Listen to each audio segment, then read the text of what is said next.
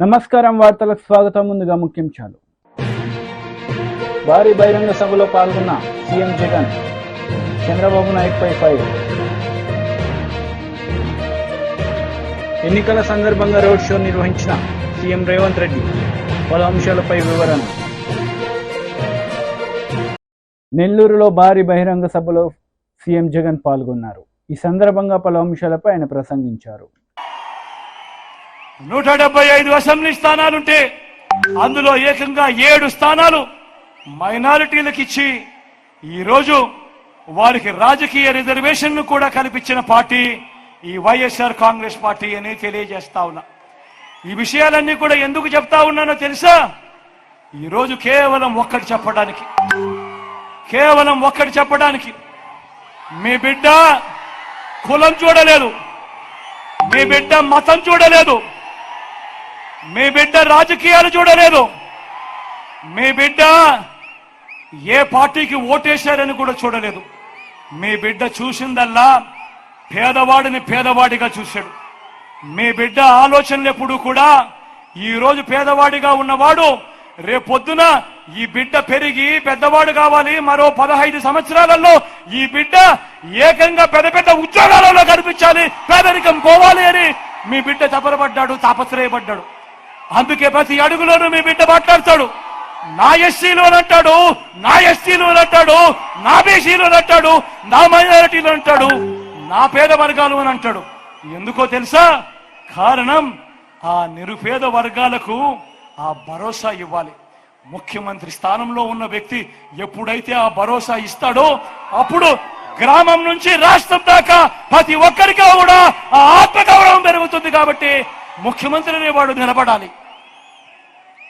ఈరోజు మీ బిడ్డ గర్వంగా చెప్తా ఉన్నాడు, మంచి చేశాం, ప్రతి పేదవాడికి మంచి చేశాం, రాష్ట్రాన్ని అభివృద్ధి బాటలో నడిపించాం. ఇదొక్కటే కాదు, గర్వంగా సగర్వంగా ఇంకొక విషయం కూడా చెప్తాను. మీ బిడ్డ చేసిన మంచిగా చూపిస్తా ఉన్నాడు. మీ బిడ్డ నలుగురిలో నిలబడగలుగుతా ఉన్నాడు, కళ్ళల్లో కళ్ళు పెట్టి చూడగలుగుతా ఉన్నాడు. మీ బిడ్డ గర్వంగా కూడా చెప్పగలుగుతా ఉన్నాడు. మీ బిడ్డ వల్ల మీ కుటుంబంలో మీకు మంచి జరిగి ఉంటే మీ బిడ్డకు సైనికులుగా మీరే నిలబడండి అని చెప్పి మీ బిడ్డ పిలుపునివ్వగలుగుతా ఉన్నాడు. మరి 14 ఏళ్ళు ముఖ్యమంత్రిగా చేశాడు. చేసిన చంద్రబాబు పేదలకు గుర్తుండే విధంగా ఒక్కటంటే ఒక్క మంచి కనిపించదు. పేదలకు గుర్తుండే విధంగా ఆయన చేసిన ఒక్కటంటే ఒక్క స్కీము కూడా కనిపించదు. చంద్రబాబు మేనిఫెస్టో ఓ మాయలు, ఓ మోసాలు. చంద్రబాబు ఎన్నికలప్పుడు మాత్రం చంద్రబాబు నాయుడు గారికి ప్రజలు గుర్తుకొస్తారు, మేనిఫెస్టోలు గుర్తుకొస్తాయి, మాయలు గుర్తుకొస్తాయి, అబద్ధాలు గుర్తుకొస్తాయి, మోసాలు గుర్తుకొస్తాయి. ఒక్కసారి అధికారం వచ్చిన తర్వాత మాత్రం ఆయనలో ఉన్న చంద్రముఖి నిద్ర పైకి లేస్తుంది.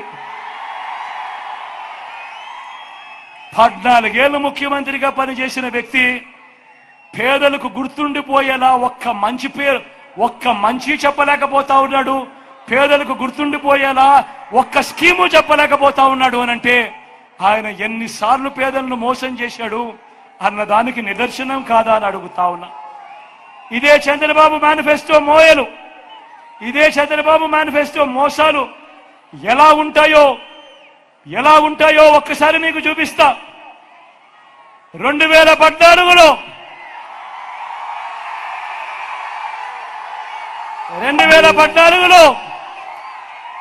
ఇదే పెద్ద మనిషి చంద్రబాబు నాయుడు గారు స్వయంగా సంతకం పెట్టి కింద సంతకం కూడా కనిపిస్తా ఉంది చూడండి. సంతకం పెట్టి ఇదే కూటమిలో ఇదే ముగ్గురు ఈ పాంఫ్లెట్ మీ ప్రతి ఇంటికి పంపించాడు. 2014లో ముఖ్యమైన హామీలు అని అంటూ మేనిఫెస్టోలో పెట్టడమే కాకుండా ఈ పాంఫ్లెట్ను ముఖ్యమైన హామీలు అని అంటూ ఆయన సంతకం పెట్టి ఈ ముగ్గురి ఫోటోలతో మీ ప్రతి ఇంటికి పంపించాడు ఈ పెద్ద మనిషి చంద్రబాబు. ఆ తర్వాత ప్రజలు నమ్మి ఈయనని ఎన్నుకున్నాక 2014 నుంచి 2019 ఈయన ముఖ్యమంత్రిగా పరిపాలన చేశాడు. నేను అడుగుతా ఉన్నా, ఈ 2014లో ఈయన మేనిఫెస్టో అని అంటూ సంతకం పెట్టి ప్రతి పేద ఇంటికి ఇది పంపించి ఈ ముగ్గురు ఫోటోలతో ఉన్న ఈ పాంప్లెట్ పంపించి ఇందులో చెప్పినవి కనీసం ఒక్కటంటే ఒక్కటైనా చేశాడా అని మీరందరూ కూడా ఆలోచన చేయమని కోరుతా ఉన్నా. ఇందులో చెప్పినవి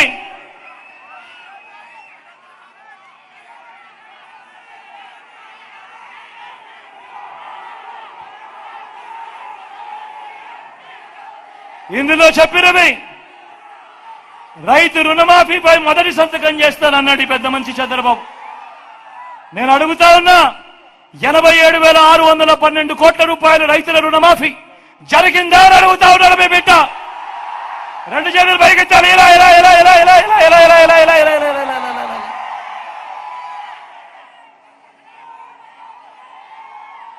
రెండో హామీ, పొదుపు సంఘాల రుణాలన్నీ రద్దు చేస్తానన్నాడు. 14,205 కోట్ల రూపాయలు పొదుపు సంఘాలకు సంబంధించిన రుణాలు. నేను అడుగుతా ఉన్నాను, ప్రతి అక్క చెల్లెమ్మని అడుగుతా ఉన్నాను, వారి కుటుంబ సభ్యులను అడుగుతా ఉన్నాను, ఒక్క రూపాయల చంద్రబాబు మాఫీ చేశాడా అని అడుగుతా ఉన్నాడు మీ బిడ్డ. మూడో హామీ, ఆడబిడ్డ పుడితే మహాలక్ష్మి పథకం అంట. మహాలక్ష్మి పథకం కింద 25,000 రూపాయలు మీ బ్యాంకుల్లో డిపాజిట్ చేస్తామంట అన్నాడు. నేను అడుగుతా ఉన్నా, ఇన్ని వేల మంది ఇక్కడ ఉన్నారు, ఆయన హయాంలో 25,000 కదా దేవుడు అడుగు, కనీసం ఒక్క రూపాయి అయినా మీ బ్యాంకు ఖాతాల్లో వేశాడా అని అడుగుతా ఉన్నాడు మీ బిడ్డ. ఎన్నికల సందర్భంగా CM Revanth Reddy road show నిర్వహించారు. ఈ సందర్భంగా ఇరు పార్టీలపై పలు విమర్శలు చేశారు. రాహుల్ గాంధీ గారితో మాట్లాడి దానం నాగేందర్ ను మీరు ఎంపీగా గెలిపించండి, కేంద్రంలో మంత్రి పదవి ఇప్పించే బాధ్యత నేను తీసుకుంటా. అందుకే మిత్రులారా, ఈ నగరం అభివృద్ధి జరగాలంటే కాంగ్రెస్ పార్టీ గెలవాలి. మీ సమస్యలన్నీ నాకు తెలుసు. మా మేయరమ్మ, మా డిప్యూటీ మేయరమ్మ చెప్పింది, మా అనిల్, మా అంజనన్న చెప్పిండు. మీ సమస్యలు పరిష్కారం కావాలంటే ఈరోజు రాష్ట్రంలో కాంగ్రెస్ పార్టీ అధికారంలో ఉంది. మనం వచ్చిన మొదటి 100 రోజుల్లోనే ఆడబిడ్డలకు ఆర్టీసీ బస్సులో ఉచితంగా ప్రయాణం కల్పించినాం. ఇప్పటి వరకు 35 కోట్ల మంది ఆడబిడ్డలు ఆర్టీసీ బస్సులో ఉచిత ప్రయాణాన్ని ఉపయోగించుకున్నారు. బస్తీలలో, వివిధ కాలనీలలో ఉండే మా పేదవాళ్లకు 500 రూపాయలకే సిలిండర్ ఇచ్చి ఆడబిడ్డల్ని మేము ఆదుకున్నాం. ఇదే కాదు, మీ ఇళ్లలో 200 యూనిట్ల లోపల పేదలు వాడుకునే కరెంటుకు ఇవాళ 0 బిల్లు ఇచ్చి ఉచితంగా విద్యుత్తు మీకు ఇచ్చి ఈరోజు పేదలను ఆదుకున్నాం. పేదల ఆరోగ్యం కోసం దవాఖానకు పోతే మీ బిల్లులు చూసి చచ్చిపోయే పరిస్థితి ఉంటే రాజీవ్ ఆరోగ్యశ్రీ ద్వారా 10 లక్షల రూపాయలు ఉచితంగా ఇవాళ పేదలకు ఉచిత వైద్యాన్ని అందిస్తున్నాం. ఇదే కాదు, ఇందిరమ్మ ఇండ్లు ఆనాడు రాజీవ్ స్వగృహ పేరు మీద మీ పేదలందరికీ ఇండ్లు ఇచ్చిన చరిత్ర కాంగ్రెస్ పార్టీ. ఈ 10 ఏళ్లు చంద్రశేఖరరావు డబుల్ బెడ్రూమ్ ఇండ్లు కట్టిస్తా అని మిమ్మల్ని దగా చేసిండు. అందుకే ఇప్పుడు 4,50,000 ఇండ్లు 22,500 కోట్లతోటి ప్రతి పేదవాడికి ఇందిరమ్మ ఇల్లు ఇవ్వాలని ఇవాళ మన ప్రభుత్వం నిర్ణయం తీసుకున్నది. 5 లక్షల రూపాయలు ఇందిరమ్మ ఇల్లు కట్టుకోవడానికి ఉచితంగా ఇవాళ పేదలకు ఇస్తున్నాం. 3 నెలల్లో 30,000 ప్రభుత్వ ఉద్యోగాలు ఇచ్చి నిరుద్యోగ యువకులను ఆదుకున్నాం. టీడీపీ పోలిట్ బ్యూరో సభ్యులు వర్ల రామయ్య మీడియా సమావేశం నిర్వహించారు. ఈ సందర్భంగా సీఎం జగన్ పై ఆయన మండిపడ్డారు. మండుటెండలో వాళ్ళు నిలబడి ఇబ్బందులు పడుతుంటే, మండుటెండకు స్మృతప్పి పడిపోతుంటే, మండుటెండకు సమస్యల్ని పడిపోతుంటే ఆనందపడుతున్నావు జగన్మోహన్ రెడ్డి గారు. ఇది ఎక్కడి విపరీత మనస్తత్వం ఇది? ఎంత చపల చిత్తులా మీరు? ఎంతటి విపరీత మనస్తత్వం ఇది? నేను అడుగుతున్నా, ఈ రోజున మీకు నిజంగా ఈ వృద్ధుల పట్ల లక్ష్యమే ఉంటే మీరు చెబితే అతను చీఫ్ సెక్రటరీ చేయడండి. మీరేం చేస్తారో నాకు తెలీదు. వాళ్ళు ఇళ్ళ దగ్గరే మీరు పెన్షన్లు ఇవ్వండి అని మీరు చెబితే చేయడాయన ఇంత ముందు పట్టుకొని కూర్చుంటాడాయన? నేను మీరేసారి నేను పాలిటిక్స్ మాట్లాడలా. నేను పాలిటిక్స్ చెప్పాలనేది నా ఉద్దేశం కాదు. మానవత్వం గురించి మాట్లాడుతున్నా. మానవత్వ రహిత మనిషి మీరు. మానవత్వం ఏ కోశాన లేని ఒక జీవోత్సవం లాంటి వ్యక్తి మీరని నేనంట. సమాధానం చెప్పగలరా జగన్మోహన్ రెడ్డి గారు? తెలుగుదేశం పార్టీ తరఫున మేము మాట్లాడటంలా, ఆ వృద్ధులు, ఆ పెన్షన్దారుల తరఫున, నా జాతి వాళ్ళు, నా కులం వాళ్ళు, నా మతం వాళ్ళు, నా వర్గానికి చెందిన వాళ్ళు అక్కడ ఇబ్బందులు పడుతుంటే మనస్సు ఆగక ఆక్రందనతో నేను మాట్లాడుతున్నా.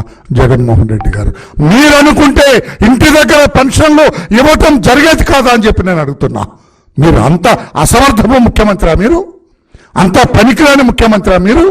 అంత చెత్త ముఖ్యమంత్రి మీరు? ఎందుకు అంత భీష్మించి కూర్చున్నాడు జవహర్ రెడ్డి గారు? మీ ఇద్దరు కలిసి చేసిన కుట్రలో భాగం కదా ఈ ఇబ్బందులు. అదే జవహర్ రెడ్డి గారిని నేను అడుగుతున్న, మానవత్వం ఉందా అసలు మీకు? మీకు మానవత్వం ఉంటే మీరు చెప్తే గుండెమై చేసుకొని చెప్పండి. మీరు ఇప్పించలేరా? ఇంటింటికి ఇప్పించలేరా? దొంగ సాకులు, కుంకి సాకులు చెప్పి వల్ల ఉసురు తీసుకుంటారా జవహర్ రెడ్డి గారు?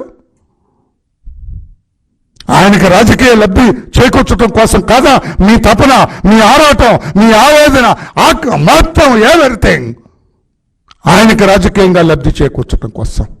వీళ్ళు ఏమైపోయిన పర్లా, ఈ 69 లక్షల మంది చచ్చిపోయిన పర్లా జగన్మోహన్ రెడ్డికి లాభం చేకూర్తే చాలు అన్న ఆలోచన మీది కాదా?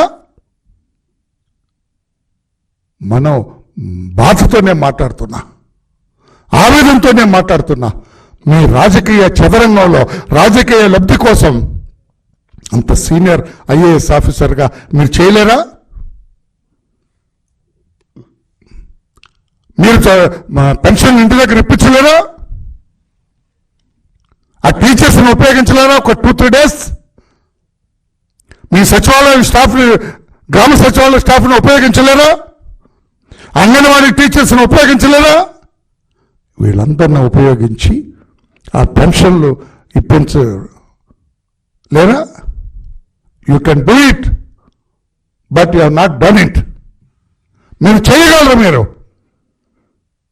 కానీ కావాలని చేయలేదు, దురుద్దేశంతో చేయలేదు, దుష్ట ఆలోచనతో చేయలేరు మీరు. వాళ్ళు ఇబ్బంది పడాలా, తద్వారా జగన్మోహన్ రెడ్డికి మేలు జరగాల.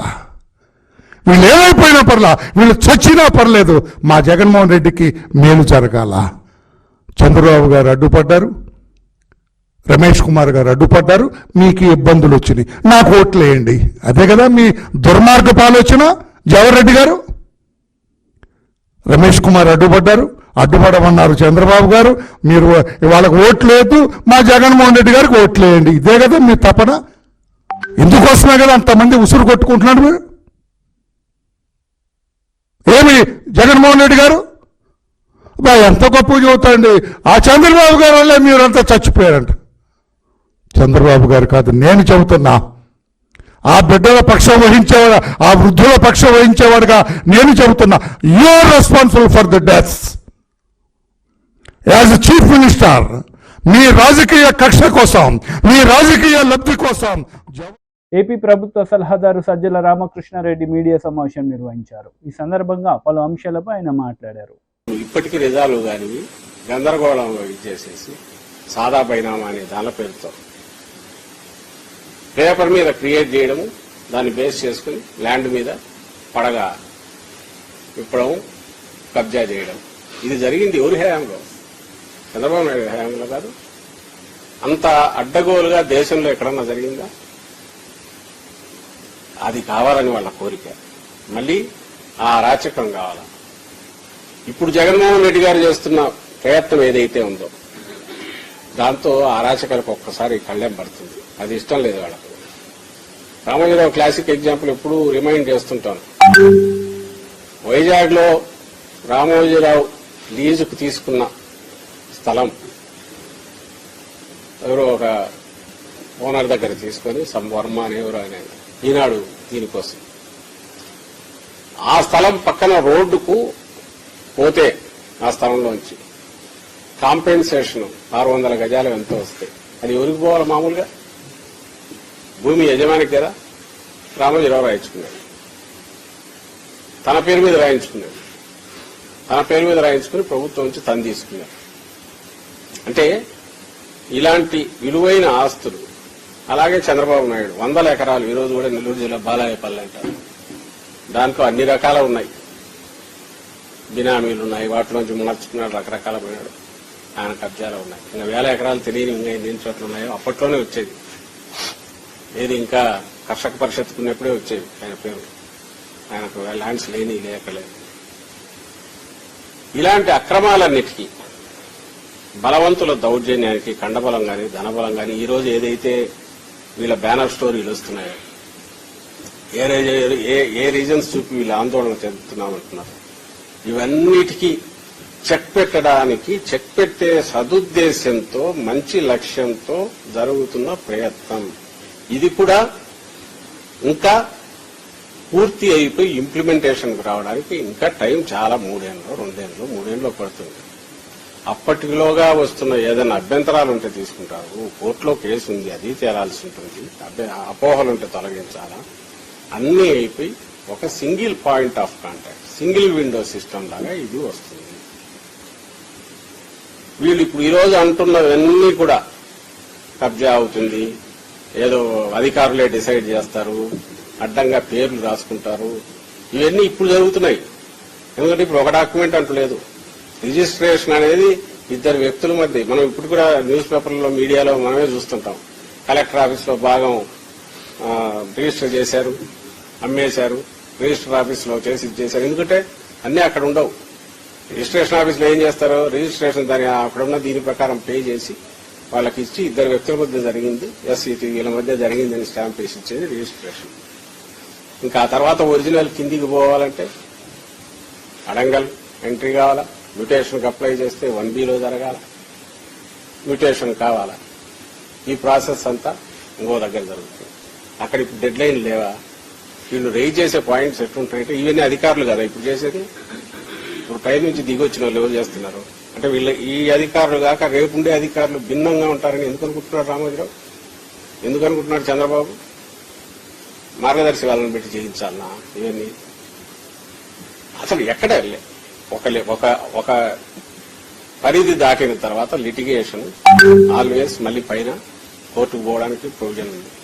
ఇప్పుడున్న దాంట్లో, తయారైన దాంట్లో కూడా కొన్ని తయారు చేయడం ఏమన్నా ఇక్కడ ప్రభుత్వం కూర్చొని, మా పార్టీ ప్రభుత్వం, జగన్మోహన్ రెడ్డి గారి ప్రభుత్వం వచ్చి నాకు ఇక్కడెవరో రాశారా? వచ్చింది ఎప్పుడు 80s 90s నుంచి డిస్కషన్ లో ఉంది. ఆ తర్వాత 19లో నీతి ఆయోగ్ వచ్చిన తర్వాత షేర్ తీసుకున్నాక వాళ్ళు ప్రపోజ్ చేశారు. ఆ తర్వాత మనం టేకప్ చేశాక నల్సార్ యూనివర్సిటీ ఎక్స్పర్టీజ్ యూజ్ చేసుకుని వాళ్ళకి అప్పచెప్పారు డ్రాఫ్ట్ చేయడానికి.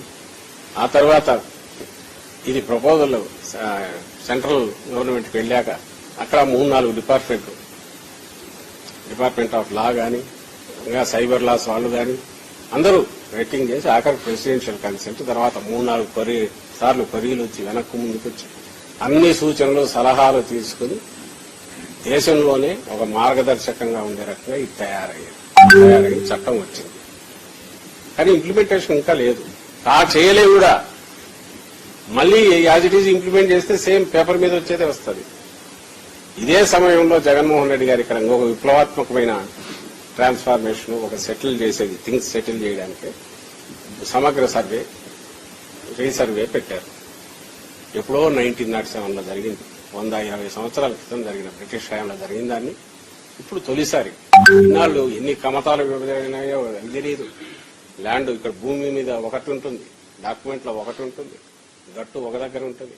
డిస్ప్యూట్లు మీకు తెలుసా? సివిల్ కోర్ట్స్ లో ఇప్పుడు ఉన్న వాటిలో, పెండింగ్ లో ఉన్న వాటిలో 60%. టీడీపీ రాష్ట్ర అధికార ప్రతినిధి నీలేపాలెం విజయ్ కుమార్ మీడియా సమావేశం నిర్వహించారు. ఈ సందర్భంగా పలు అంశాలపై ఆయన మాట్లాడారు. ప్రభుత్వం చేత GOAP.in లాంటి లేకపోతే .com లాంటి ఒక అంటారు ఇది వెబ్సైట్ అడ్రస్ కలిగిన సంస్థ కాకుండా ఒక ప్రైవేట్ సంస్థకి మీరు ఇస్తున్నారని ఖచ్చితంగా రూఢీగా తెలుస్తోంది. ఇది కరెక్టేనా? సరే, అసలు ఒక ప్రైవేట్ సంస్థకి ప్రజల ప్రైవేట్ ఆస్తులను ఇవ్వచ్చా? ఆ హక్కు మీకుందా అసలు? ప్రజల ప్రైవేటు ఆస్తుల్ని ఇంకొక ప్రైవేట్ సంస్థకి దారాదత్తం చేయొచ్చా? అసలు మీకుందా? 1978లో రాజ్యాంగపరంగా చేసిన చట్టం ప్రకారం ఆస్తులు ఫండమెంటల్ రైట్ నుంచి కాన్స్టిట్యూషనల్ రైట్కి మార్చబడ్డాయి. అలాంటి రాజ్యాంగబద్ధమైన హక్కు కలిగిన ప్రైవేట్ ఆస్తుల యొక్క నేను ఉంచుకోవడం అనేది నా హక్కు రాజ్యాంగపరంగా. అట్లాంటి హక్కు వేరే దేశంలో అమెరికా లాంటి దేశంలో మీ పప్పులు నా పప్పులు అక్కడే ఉడకవు. అక్కడ మార్చేస్తే మన బతికేంటి, మన గతి ఏంటి, మా సావు ఏం కావాలి? సో అట్లాంటి సంస్థకి మీరు ఇస్తారా? వాళ్ళు డిజిటలైజ్ చేస్తారా? ఇది మీరు ఆలోచించలేదా? కనీసం ఇట్లాంటి ఆలోచన ఒకటి చేసేటప్పుడు మీరు బహిరంగంగా ప్రజలకు ప్రకటన ఇచ్చారా? ప్రజలకు తెలియజెప్పారా? ల్యాండ్ టైటిలింగ్ కోసం ఇన్నిసార్లు దాదాపు సంవత్సరం నుంచి చేస్తున్నారు కదా. ఈ క్రిటికల్ రివర్ ప్రతిసారి కేర్ వస్తుంది. కేరే లేదు ఇక్కడ. కేర్ అనేది ఉంటే ఇంకేం అసలు మీ దీనికే పోరు కదా. చూడండి, మాకు తెలియకుండానే కేర్ వస్తుంది. కేర్ అనేది శ్రద్ధ లేదు అసలు మీకు. క్రిటికల్ రివర్ అనే సంస్థకి ఇచ్చేటప్పుడు భారత ప్రభుత్వం నుంచి అనుమతులు పొందారా? ఎందుకు భారత ప్రభుత్వం అంటున్నానంటే ల్యాండ్ అనేది స్టేట్ ఇష్యూనే కావచ్చు, కానీ ఈ ల్యాండ్ టైటిలింగ్ యాక్ట్ నీతి ఆయోగ్ నుంచి వచ్చింది. సో నీతి ఆయోగ్ నుంచి వచ్చిన తర్వాత ఏ రాష్ట్రం చేయలేదు, మీరు ఒక్కరే అత్యుత్సాహంతో చేసేసారు. సో భారత ప్రభుత్వం చేత అనుమతి పొందారా? ఈ క్రిటికల్ రివర్ టెక్నాలజీస్ అనే సంస్థని అసలు మీరు ఎలా ఐడెంటిఫై చేశారు సార్? జగన్మోహన్ రెడ్డి గారు ఇంత పెద్ద ఎత్తున మన ఆస్తులన్నీ ఆ సంస్థకి ఇచ్చేటప్పుడు దీనికి సరైన అంత స్థాయి ఆ సంస్థకు ఉందా? పోనీ ఈ సంస్థకి ఏమేమి స్థాయిలు ఉన్నాయి, వాళ్ళకున్న ప్రోటోకాల్స్ ఏంటి, ఇవన్నీ మీరు చూసారా? అసలు సింపుల్గా చెప్పాలంటే ఓపెన్ టెండర్ ఇచ్చారా? క్రిటికల్ రివర్ అనే సంస్థకి ఇచ్చేటప్పుడు ఓపెన్ టెండర్ ఇచ్చారా?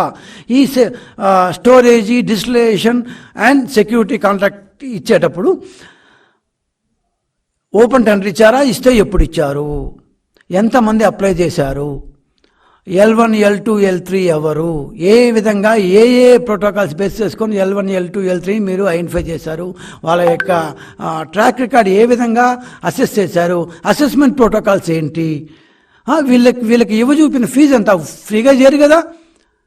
ఫ్రీగా అయితే ఏ సాఫ్ట్వేర్ కంపెనీ చేయదు. మేము సాఫ్ట్వేర్ నుంచి వచ్చామే, డబ్బులు తీసుకుని చేస్తారు ఎవరన్నా. ఎంత ఫీజు మీరు చూపారు? ఇది ఒక్కొక్క డాక్యుమెంట్కి ఇంత అని ఇస్తారా? లేకపోతే మొత్తం సంవత్సరానికి మన వాళ్ళే అయితే ఇంత అని చెప్పేశారా? ఫిక్స్డ్ ఫీజు అన్నారా? ఏ బేసిస్ మీద ఇచ్చారు? సో ఇది క్రిటికల్ రివర్ అనే సంస్థకి మీరు కాంట్రాక్ట్ ఇవ్వడానికి, ఈ ఆస్తుల యొక్క పత్రాలు ఇవ్వడానికి సంబంధించిన ఒక 4 క్వశ్చన్లు అండి. ఈ 4 క్వశ్చన్లకి మీరు జవాబు చెప్పకపోతే, కనీసం మీ యొక్క భూ పరిపాలనా శాఖ CCLA కావచ్చు, ఎవరన్నా కావచ్చు, ఈ 4 క్వశ్చన్లకు జవాబు చెప్పకపోతే, కనీసం ఒక రోజులో జవాబు చెప్పకపోతే ఖచ్చితంగా మీరు ఈ సంస్థకి కాంట్రాక్ట్ ఇచ్చినట్టుగానే మేము భావించాల్సి ఉంటుంది. ఎందుకంటే 4 రోజుల క్రితం ఈ క్రిటికల్ రివర్ అనే సంస్థకి ఇచ్చారు స్టోరేజ్ సంబంధించి అనే వార్తాపత్రికల్లో వచ్చింది. అది ఎవరి పెద్ద పట్టించుకోలేదు ఏమో, కానీ మేము దాని లోతుకు పోతే అసలు మన దేశం సంస్థే కాదు అని తెలిసింది. వార్తాపత్రికల్లో వచ్చినా కూడా మీరు పట్టించుకోలేదు. ప్రధాన ప్రతిపక్షంగా ఈరోజు మేము క్వశ్చన్ చేస్తున్నాం. ఆంధ్రప్రదేశ్లో ఉన్న ఆస్తుల పత్రాలన్నీ, ల్యాండ్ పత్రాలన్నీ, ఇంటి పత్రాలన్నీ. వార్తలు ముగించే ముందు ముఖ్యాంశాలు మరోసారి.